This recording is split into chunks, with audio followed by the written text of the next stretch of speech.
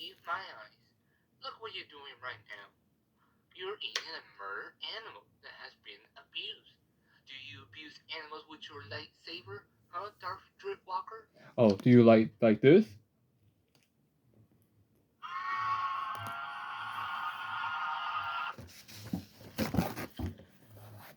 All animals should have a right to live. Animals are not food. It's violence. You are a rapist. You are a murderer. Stop eating animals, Darth Walker.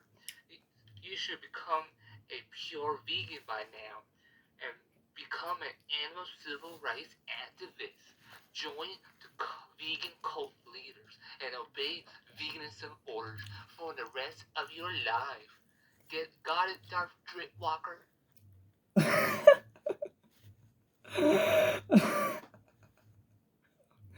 There is no way I am becoming no pure vegan for the animals, and especially not becoming no animal civil rights activist.